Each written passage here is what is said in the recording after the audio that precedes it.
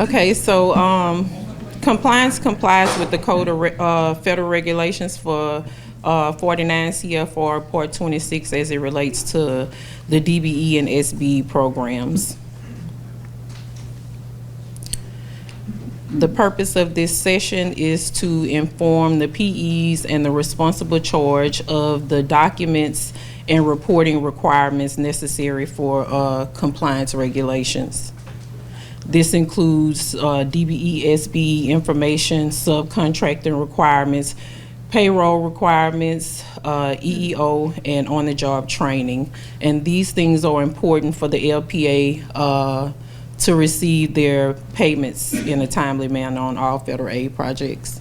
The DBE or SBE goal is a percentage of the total estimated project that must be subcontracted to a certified DBE or SBE. DBE goals are set on projects that are over 500,000, and SBE goals are actually set on projects 150,000 to 500. This is incorrect information. We'll get that corrected. So the goals are set by DBE goal committee, and the things that we take into account when we are setting goals on the projects is the location and the scope of services, the number of DBEs certified in the work items in the contract, and the amount of DBEs that are located in the area of the project or the surrounding areas of the project. If you guys want to see where the goal information is located, it can be found in the contract in the proposal, and it is listed under the notice to contractors on our website. This is a screenshot of the a sample of how the goal information looks. So there's a bid letting every second Wednesday of the month, sometimes more depending on the federal aid. And after the bid letting, prime contractors are required to submit a CS6 AAA that indicates their commitment to their DBEs. And on there, they'll list the DBEs that they're using to meet their project goal. They have 5 calendar days from the letting to submit this information. That's the signed and approved copies. And everything is done electronically and must be emailed to the DOTD compliance section. This is a copy of what the CS6 AAA looks like. Right now, and I know this is probably going to sound foreign to some people, but we are a race-conscious state for meeting goals. And we are about to start a race-neutral pilot. So race-conscious is when we set goals on specific projects, meaning each project that has federal aid have a DBE goal on it. However, we're going to test. Some other states does race neutral, like Florida, some other states, and we're going to test their race neutral counting for participation. And that means the department has an overall goal, and instead of setting goals on every single project, we're going to have suggested goals for the project, and we'll just count all DBE work towards the department's overall goal. The CS6 AAA would no longer be necessary during this race neutral pilot. However, the tracking and monitoring for all projects that was let prior to the October letting of this year, so this is going to take place for the October letting, and anything before that, we're still going to be tracking it as we was when we were doing race conscious goals. So going forward, it'll be a different form. It won't be the CS6 AAA anymore. It's going to be a different form that's created by compliance. It'll be included in the contracts. It'll still be tracking mechanisms because we receive federal aid, we still have to have certain monitoring and reporting processes. So we'll still have something that we're tracking. It's just not holding the prime's foot to the fire on specific project goals. At the 1 year mark, if we review our goals and they are not in line with what we are currently doing, then we'll go back to reporting race conscious. But we're going to try to race neutral, just to, give the primes an opportunity to show that they can meet the goals without having to be, held to meeting every project goal. So this is a question just to test your knowledge. The DBEs that appear on the CS6 AAA do not have to be approved prior to working on the job site. Do they have clickers? There's no clickers. No clickers, okay. So, true or false? False. Okay, sound like y'all know what y'all doing then. There you go. All right. FHWA Form 1273, if you guys are familiar with the sublet requests or the contract documents, you'll probably see the Form 1273 in there. It was originally required by FHWA that the form be included in each construction contract. However, that's changed. You just have to reference it in the contract, but I think DOTD has elected to keep it in there to keep down any confusion of if they're referencing it correctly.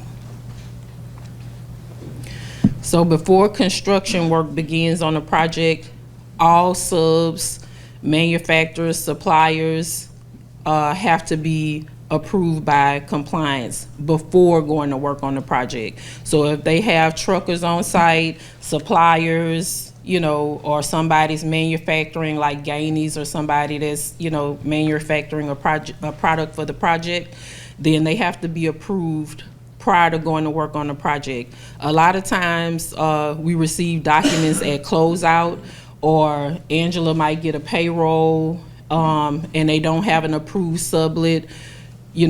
People are like, hey, I need to pay my subs, but I don't have them approved. That's the importance of having the sublets and the truckers agreements and suppliers agreements, manufacturers agreements, all that approved prior to them going to work or supplying anything for the project.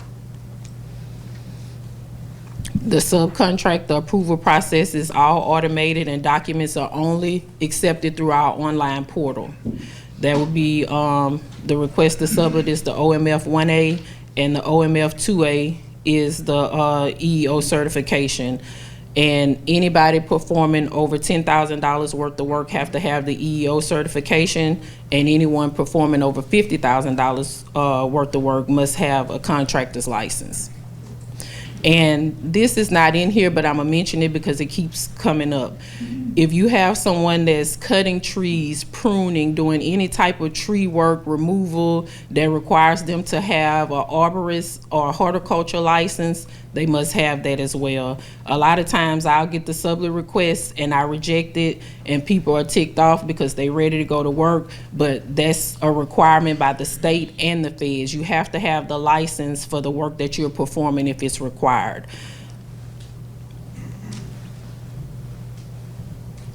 So this is where you can submit the sublets online, and the CS6 AAAs. All of that is all automated and can be submitted online to these email addresses. So another question to test your knowledge: what percentage of work must be completed with the prime contractor's own force? 50%.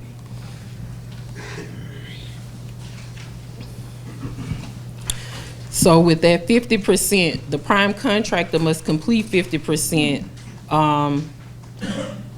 and the PEs are responsible, or the responsible charge is responsible for ensuring subcontractors are approved prior to going to work, and that they are performing the work that's committed to them on the CS6 AAA, meaning your DBEs must be performing the work that the prime committed to them. The prime can't be self-performing the work that they committed to a DBE. Specialty items for subcontractors do not count towards the 50% limit. Suppliers and truckers agreement does not count towards the 50% limit either.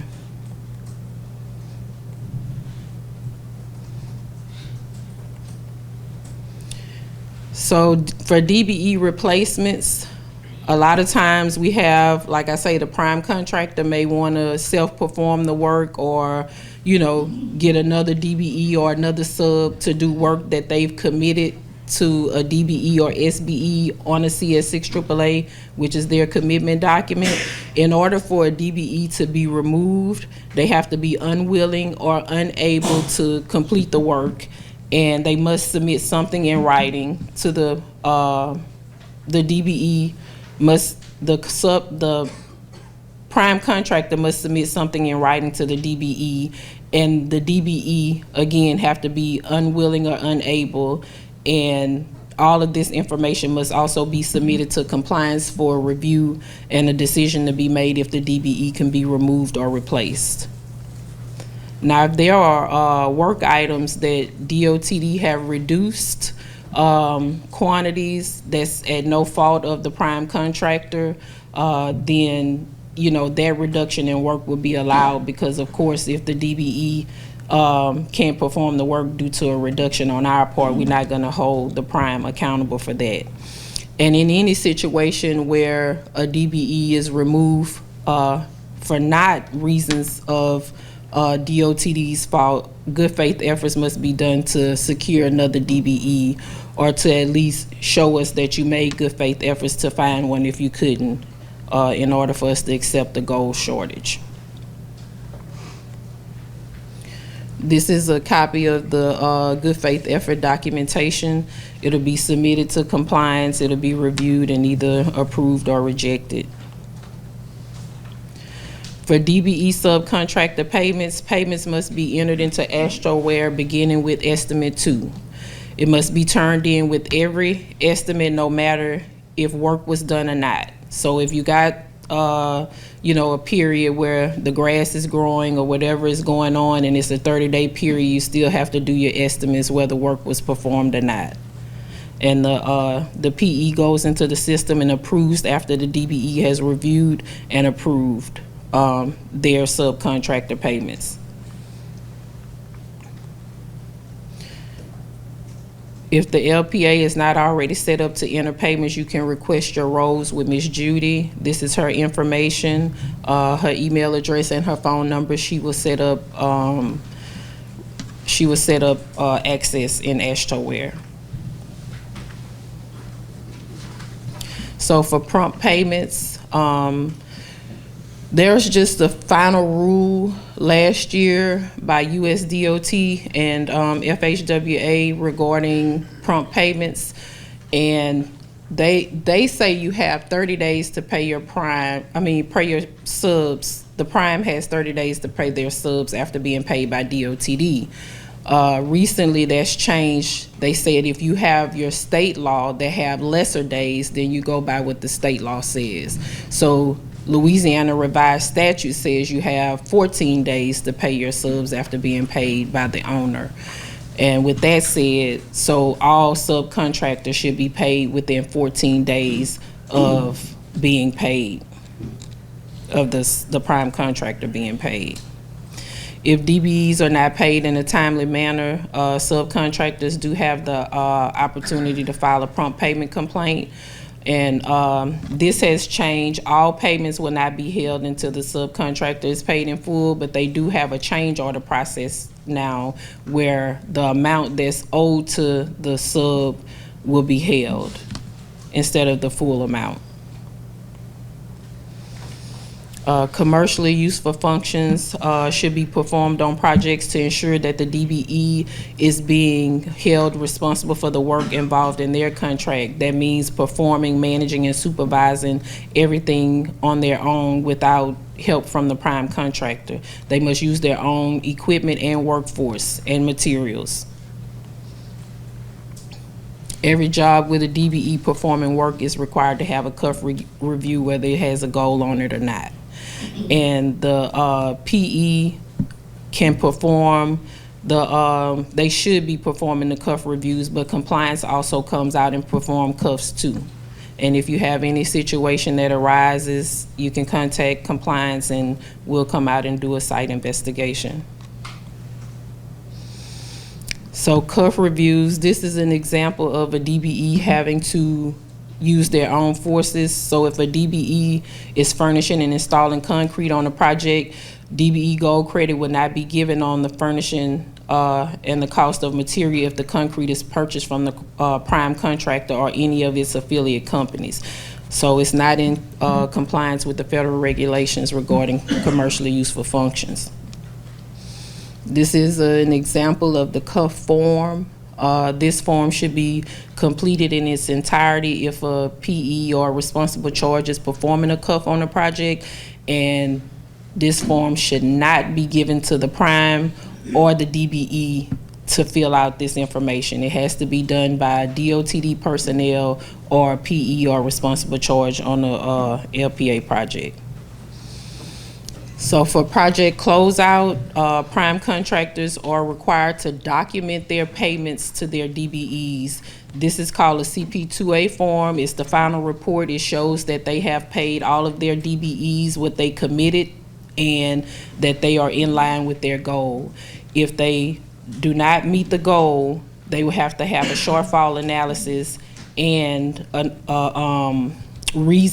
an acceptable reason for why they haven't met the goal, or they will be billed the money that they received on the project that they didn't pay a DBE or SBE.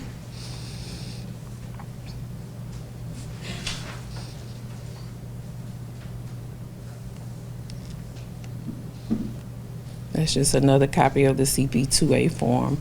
Another question to test your knowledge: retainage can be held on DBEs and SBEs on federal aid projects. True or false? False.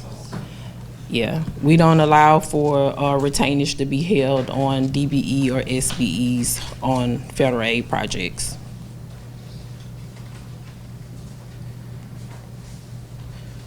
So retainage is basically money. I know you guys probably know what this is. It's money withheld from the payment to a subcontractor until the end of the construction project or to a specified time in the contract. Again, it cannot be held on DBEs or SBEs. Equipment, the prime contractor cannot lease equipment to the DBE or SBE contractor on their project without prior approval for compliance. We do allow for leasing, but we have to review what the terms are in the lease.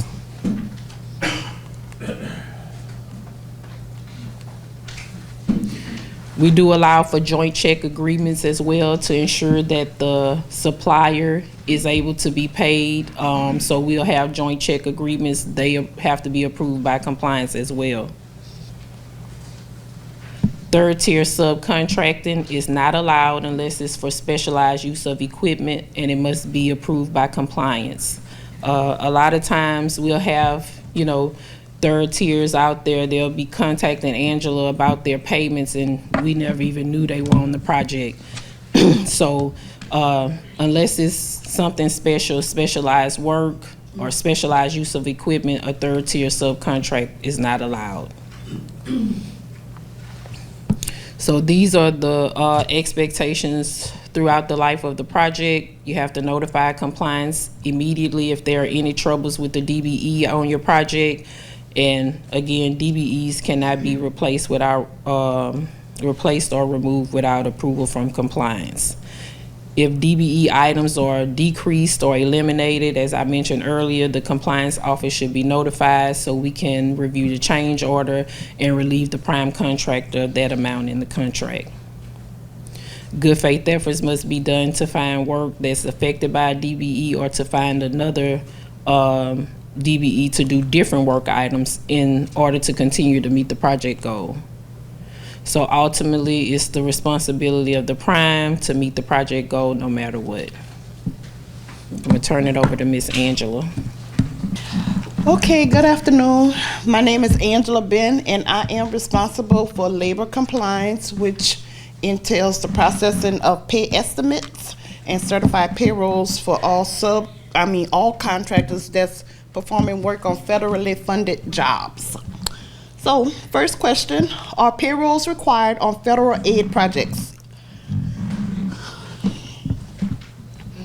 Should only be one answer up there. It should only be one answer up there, but this Yes, it is. But this can be yes and it could be no. Sometimes we have projects that have federal funds but do not always require payrolls. It depending on what type of project it is. Sometimes it could be an emergency project, like a force account project, and they may have federal funding. However, they do not require certified payrolls because of the time frame. It may be like a 30, 60-day project or something like that, 45 days or something like that. It just depends on the situation when certified payrolls are required on federal aid projects. So payrolls are required unless otherwise noted. And certified payrolls in a statement of compliance are always required on the federal aid projects that have a wage determination. Normally, a signed statement of compliance, it just let everyone know that what I'm complying to and what I'm saying is truthful according to what's in the contract for Davis-Bacon wages and how we pay employees that's working on the job. Failure to submit payrolls to DOTD usually resolve in holding of estimates, partial estimates. That also depends on payrolls when it comes to subcontractors and also prime contractors. Prime contractors have to submit payrolls every week, regardless if they work or do not work. And also prime contractors must be up to date within 2 weeks of the subcontractor's payroll in order to process the payrolls. And all subcontractors only need payrolls when they work. This is an example of a wage determination. Normally, these will be in the contracts that require them with federal funds. And I have been asked a lot of questions about the executive orders that's actually on the wage decisions. The executive orders that you will see on the wage decision does not apply to DOTD jobs. And the reason is because we are Davis-Bacon and related acts, which means we have additional funding in lieu, just not federal funding. Sometimes state funding, FEMA, it just depends. We have a variety of funding. So this executive order that be on wage decisions does not apply to us. It's only applied to jobs that just federal funding only.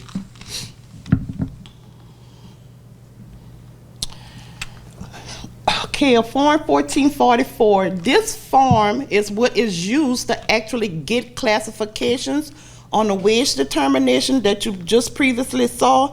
Sometimes we'll have contractors that's using jobs that's not listed in the wage decision. So the contractor would have to complete this form, fill out the classification that they are trying to get approved by USDOL, the amount that they're proposing to pay their employees, and they will submit that form to me, and I will submit it to USDOL for them to approve. Sometimes they approve the rate that the contractor suggests. Sometimes they come back and say, no, you need to be paying more according to what they're requesting. However, if they do not have, if they have a classification they know they will be using on a job prior to it getting started, I would always recommend they go ahead and fill the form out so when the job is active and started, they already have the rates in place, already been approved, and they could just push forward with submitting the payrolls rather than having to pause when I get estimates because we're waiting on a Form 1444 to be completed by the contractor for a classification that they have on the payrolls but not in the wage decision. So once they complete the Form 1444, I always request that they send it to me and to the address on the screen. That way I have a folder. I keep a track of everything that's been submitted for previous, because sometimes I have other contractors on the job using the same classification. And one thing I learned about these Form 1444s, and if they have two different contractors submitting for the same classification, normally what DOL do is if I have one submitting, say, $20 for a backhoe, and I have another one submitting, say, $15, and they approve the 15, then the 15 is the going rate because it was the latest approved amount. So I learned that recently. That's how that goes when they're submitting amounts for USDOL to approve. So this is normally the letter that I would receive when USDOL approve a wage that I submitted through a Form 1444. They will give me a letter telling me what the classification is, the amount of money that's been approved, and they also will have on the letter if the contractor choose to appeal, they can. They have the information for them to do appeal. They have a certain amount of time to submit their appeal, and that goes directly to USDOL. The appeals do not come to me. They go directly to USDOL, and it should be done by the contractor themselves that's appealing whatever the decision be from USDOL. FHWA is the new software that we use for certified payrolls to be submitted electronically by all contractors that's working on our job that should be submitting certified payrolls. They have to be entered by the prime weekly by subcontractors only when they're working on the actual job. And we have user ID and login information. You have to request an account, fill it out, in order to have access to FHWA. This is the request an account form. This is what it looked like for all LPAs that's overseeing the job. You also have to have a user ID in order to access FHWA in order to be able to review certified payrolls. You have to fill out the role, submit it so you could get user ID, and normally what you would do is when it comes time for projects to be reviewed, y'all would have to request to be attached to the project, because y'all not gonna normally just be attached to the project that you actually overseeing. So just shoot me an email and I'll get it to Judy, and she'll attach it to whatever project it is that you're overseeing to be able to review any payrolls that's in the system. Project site interviews. So normally, project site interviews are performed on projects for the life of the project, and we only need one. So normally, either DOTD staff or the staff that's overseeing the project, they will perform a site interview on a job, and it could be with any of the contractors. It really doesn't matter, but we just need one for the life of the project, and once you get those, you will submit them to the PE office for us to upload into FileNet. However, if there is, say, a complaint or something going on a job where it needs to be investigated or something, we would probably do additional site interviews with other employees. Y'all can reach out to the compliance office and we'll look into it further. This is right smack dab in the middle of the 1391 submission time. This is asking whether or not the submission of certified payrolls during the last full payroll period in July means the submission of the Form 1391 is not required. It is always required, even if there's no work. If you had no work through the month of July, we need a no work 1391 form submitted to document that there was no work. The 1391 form is an EEO data capture of a snapshot in time of July. That's FHWA has established that this is just July. So we don't need a payroll submitted if it has a June date or if it has an August date. So the last full July week that there was a payroll. If it was a no-work payroll, you didn't work in July, you put no work. But we don't want June dates in there or August dates in there because that convolutes the data capture when it comes in and gets submitted. The system can't separate those June hours out or those August hours out. And FHWA say this is July data only. So I field a lot of calls. People want to know the last week of July, right? No, not the last week of July. The last full pay period in July. Period. If the last full pay period in July was a no work payroll, you put no work and submit it. If you had one person out there walking around taking measurements, you put that 1 hour that guy was out there on a Tuesday, and mark it, and that's what you submit. But it has to be submitted as mandatory for subs and primes that worked on a project. If there's no work payrolls, you submit no work payrolls and submit a no work 1391 in the system. Now, I'm not sure how we're going to change this. How do we change the screen? Do you have the clicker? Yeah, there you go. Yeah. And then just hit the next arrow again. Okay. And that's what I said. Every contractor, I don't care if you're on there for 30 minutes on a Tuesday afternoon. If you're on a project, receive federal funds, you're responsible to submitting information to the AstroWare system on the payroll. You had a laborer out there staking out the grounds, putting the stakes in the ground, measuring where the cement was going to be poured. That's what we want. We need the labor classification and the data information. The 1391s that you're going to submit are the administrative people in your office. The labor classifications of that laborer out there walking the grounds, marking everything, is submitted on your AstroWare certified payroll. The 4 categories that you're going to be submitting for us to match up with that project information: secretaries, foremen, supervisors, the office people that work on that. This person doing the payroll in the office. Those are the categories. You're only submitting the information for those 4 categories. The other information we are matching up and capturing on the certified payroll that's submitted in AstroWare. You got the one laborer on a Tuesday afternoon that was out there walking around. We need something from your office saying, okay, the secretary did this on, and that we need her EEO information or his EEO information. Or the foreman was out there to pop him off and pick him up. The EEO information on that. And that's how we compress that information into the final report. Okay? Everybody have any questions on that? Every project that had an employee working on any state, in any federal funded project, has to submit a 1391 form. Okay.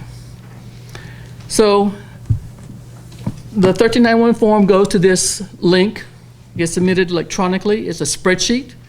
I don't know if anybody in here is actually the people that do that, but it's a Excel spreadsheet data that gets submitted and it's imported through this web line. And that web line takes it into our system and captures it for me to extrapolate the information and match it up with the certified payroll. Ms. Jones, Yeah. can you explain the more notice to contractors form? Because we don't send that out. So you have a new method like 1392? No, 1392 is what I submit. 1391 is what everybody else, the contractors submit. The 1392 is my final report that I send to FHWA. So that's why it's complete together, because the 1391s come in, it gets melted into the 1392 form, and we calculate that data and submit it. So just have to complete the final form. It's an Excel spreadsheet. It's on the DOTD website.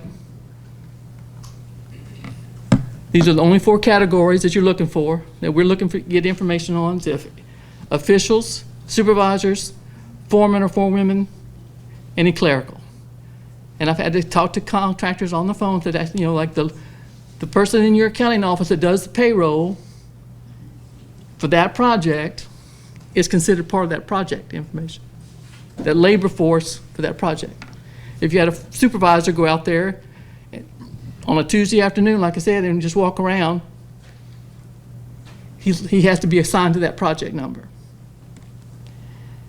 And you're submitting this 4 categories, job categories, into that website, that link. It gets captured in the system and it matches up by the project number.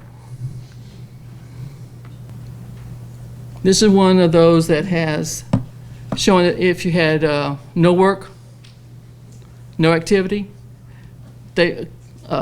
some of the bigger contractors have maybe a dozen projects going on around the state at one time, but maybe only 4 of them actually had work done. But they still have to send me on the other 6 projects or 7 projects. They have to send me one showing the project number and a no work payroll. They have to sign off that it's a no work payroll. And they would just make sure that they sign off and saying no work or 0 hours and sign off on it. Does that make sense to everybody? We still have to have something documenting project by project by project.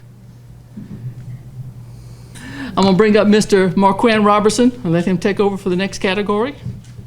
Anybody familiar with OJT or have an understanding of OJT? Maybe, maybe not. All right. So do you believe that firms must hire a new participant in order to be a part of the program? Would that be a yes or a no? False?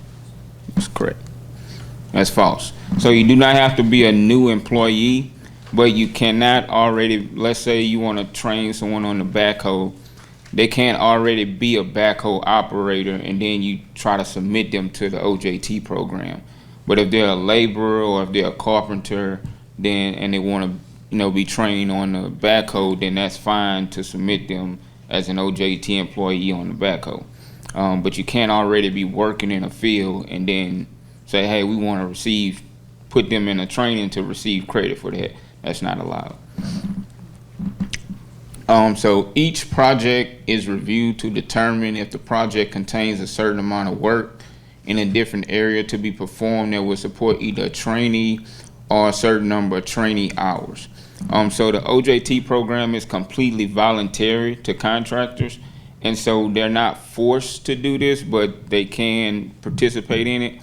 But it's a requirement of a federal aid project that has at least 100 calendar or working days, and also is over $1 million.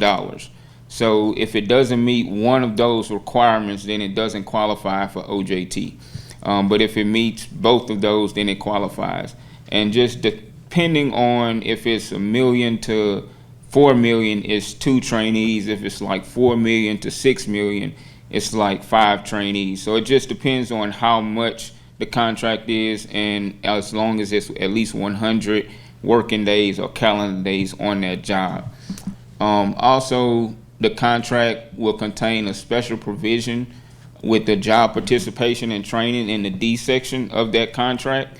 It will show that it has the ability to meet whether it's 2, 4, 7, 12, a number of trainees and the number of hours that they need also. And also there's contractor forms to be completed to enroll a trainee. And these forms are located on our page, on our DOTD webpage I'll get to in a second. And once those forms are filled out, you can submit them at the email located right here. And this is how you would get to our forms. I forgot to circle the other one. But you can either go to About, or you can go to Doing Business with DOTD and click on our compliance section and on the job training. And all of the forms will be located there. You have your OJT weekly form. You also have your OJT sign-up form for them to fill out to complete as well. And also have the OJT transfer form as well on there. So this is what the form looks like if you want to assign a trainee to a program. You're going to fill out this form, the contractor fills this form out, and you just want to fill out all the relevant information on here. And also make sure we put the correct code. So we do have project classifications that qualify for the OJT program. So laborers do not qualify. And there's a list on our website of all the different programs that do qualify for the OJT. And this is just an example of the completed form. But based on that job classification or class code, I don't know if y'all can see this right here at the bottom where it's circled. that must match one of our approved programs or approved apprenticeships. If that code doesn't match when it's time to submit payroll, this person won't be listed as an OJT. They won't get credit for it in the payroll system. So they may be listed, it may have gotten approved, but if this code isn't correct or if it's not listed, then it won't register in the FHWA system that this is an approved OJT person. And this is the weekly reporting form. This form must also be submitted with every payroll. So this helps us to keep track of the trainee, the hours, and how far they are progressing in the trainee program. And so it has to be submitted with our payroll as well. Sometimes we don't let contractors submit it, but I believe we should crack down on it a little bit more to make sure that they submit this. It just helps us with our tracking of the OJT person. And it's just a completion of that form, name, whatever job classification. Also, that code is also on here to make sure that the code matches the actual classification. And then just making sure the hours match what's on the payroll. Also making sure the hourly wage matches what's on the payroll. And then as you can see, the total number here, we want to make sure that that total number equals up to whatever the total trainee hours are at the end of the program. And sometimes trainees may train on different projects that may not be state approved or federal approved, but they still getting training. So these hours sometimes would differ than what's in our system, but we still keep track of what's in our FHWA system. And I think that's it. And this is a status change form. This in case an employee retires, resigns, or if they're terminated. This form must be submitted, I believe, within 1 week. Yeah, 1 week of either their termination or their resignation. And that way we can stop tracking or know if they changed or something like that. We can keep track of what's going on with this particular trainee in the trainee program. Do y'all have any questions?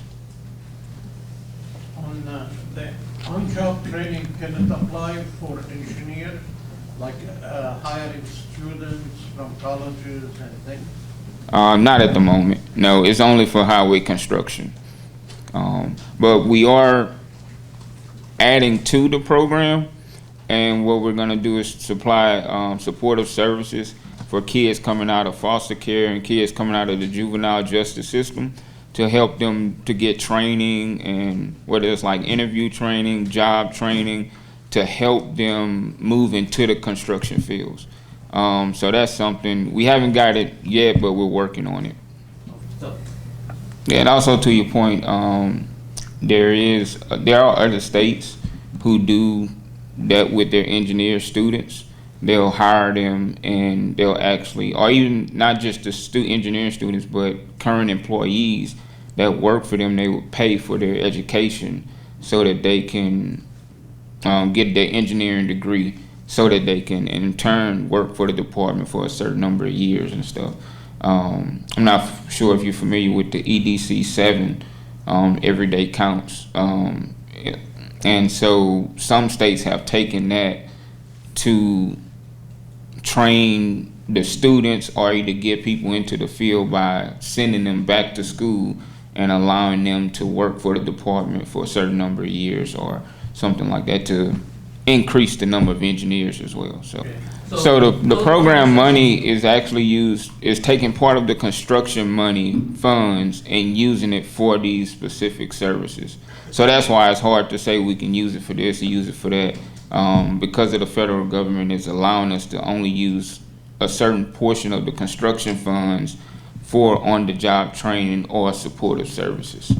Do anybody else have any other questions? All right, thank y'all.